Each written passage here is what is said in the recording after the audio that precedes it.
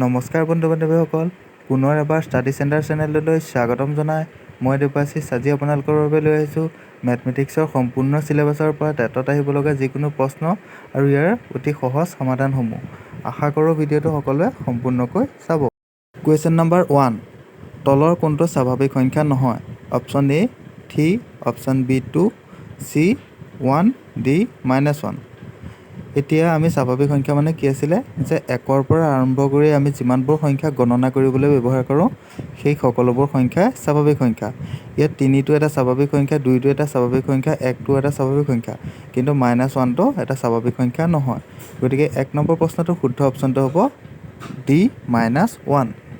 Number 2, 80² / 20 + 43 is equal to option A 363, B 47, C 101.58, D এটাও নহয়।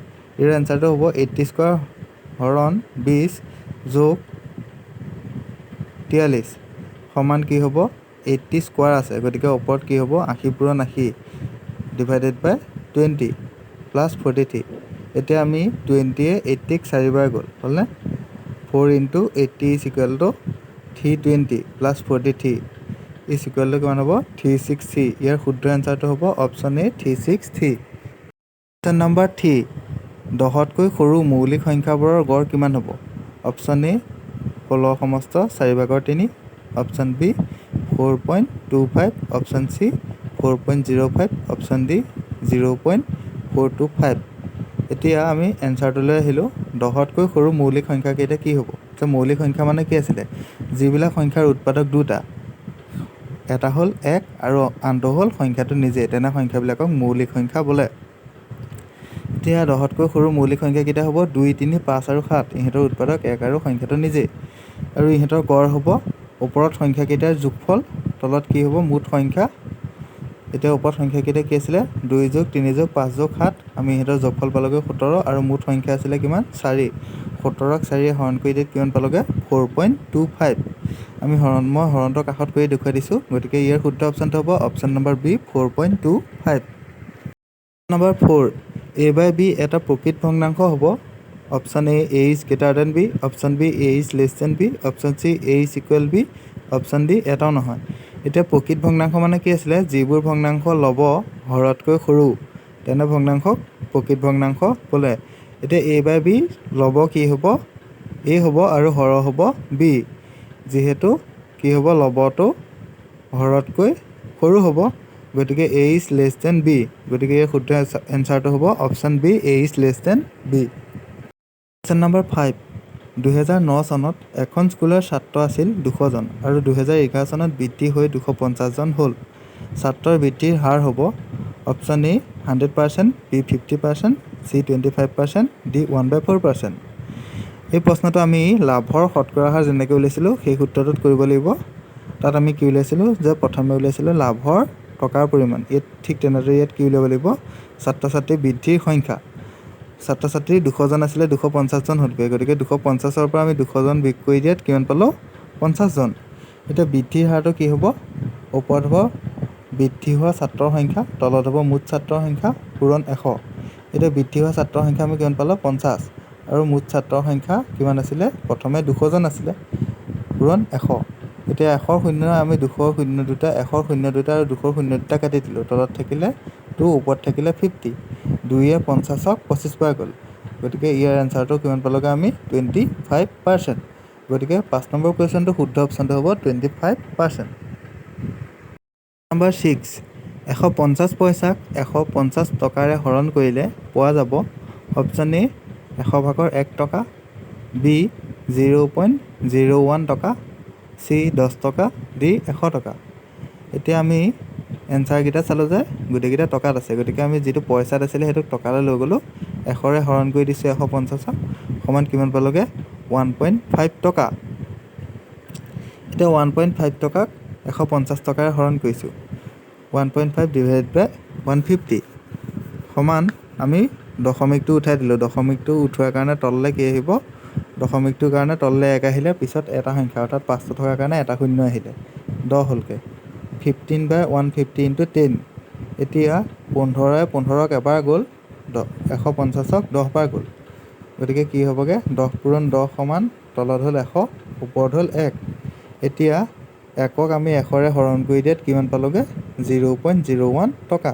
গতিকে 150 পইচাক 150 টকাৰে হৰণ কৰিলে আমি কিমান পাম 0.01 টকা।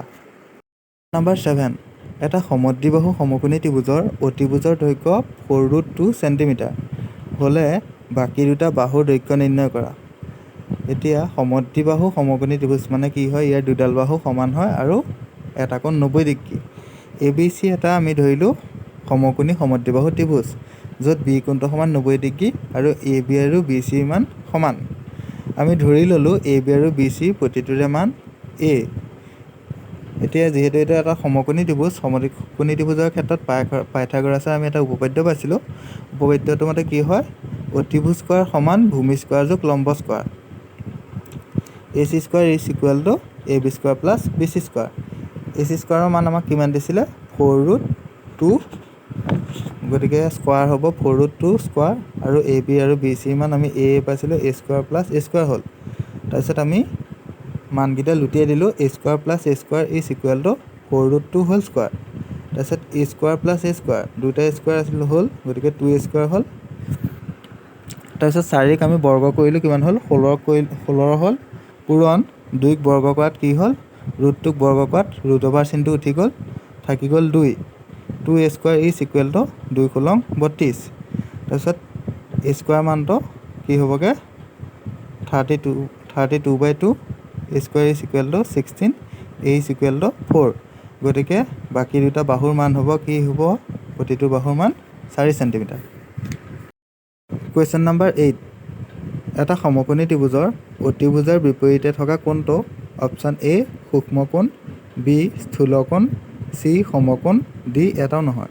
ইয়াৰ শুদ্ধ এনচাৰটো কি হ'ব অপশ্যন C সমকোণ।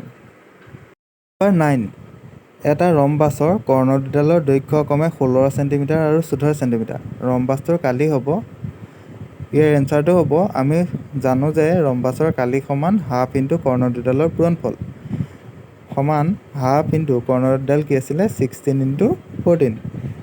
এডালৰ মান 16 আছিলে, আনডালৰ মান 14 আছিলে, গতিকে কি হ'ব 16 × 14।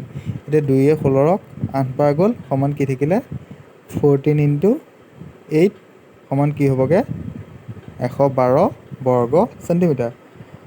এতিয়া ৰম্বাছৰ কালি কি হ'বগৈ 112 বৰ্গ চেণ্টিমিটাৰ।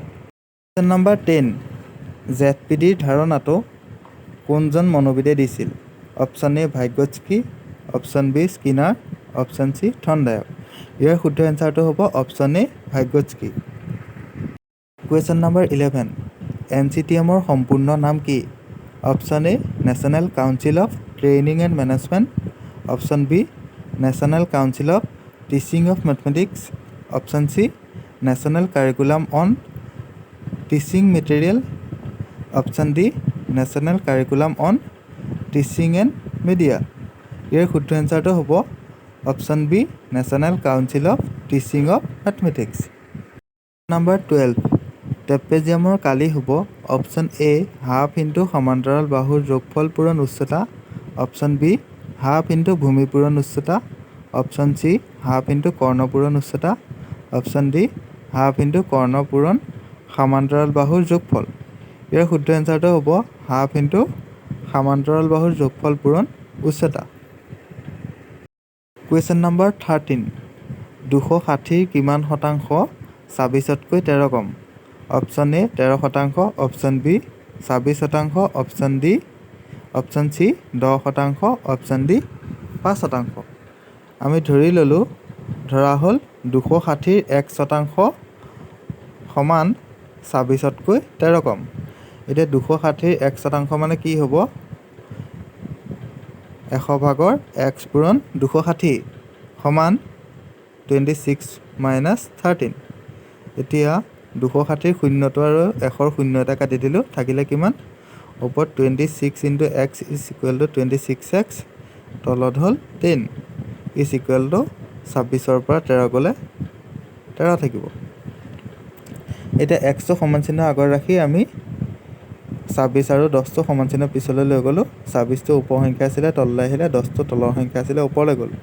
সমান কি হ'ল x is equal to 13 × 10 divided by 26 13 13ক এবাৰ গ'ল 26ক দুবাৰ গ'ল 2 10ক 5 বাৰ গ'ল গতিকে এক্স সমান কিমান হ'লগৈ 5%। এটাকে কি হ'ব 260 5% 26তকৈ 13 কম। 14 বৃত্তৰ ক্ষেত্ৰফলৰ সূত্ৰটো হ'ল পাই আৰ কিউব অপশ্যন বি 4/3 পাই আৰ কিউব অপশ্যন চি পাই আৰ স্কোৱাৰ অপশ্যন ডি এটাও নহয়। ইয়াৰ শুদ্ধ অপশ্যনটো হ'ব অপশ্যন চি পাই আৰ স্কোৱাৰ। নম্বৰ 15 চি এ আইবোৰ হ'ল এ চহীকৰণ সামগ্ৰী বি মূল্যায়নৰ সামগ্ৰী চি খেলৰ সামগ্ৰী ডি এটাও নহয়। ইয়াৰ শুদ্ধ এনচাৰটো হ'ব অপশ্যন এ চহীকৰণ সামগ্ৰী।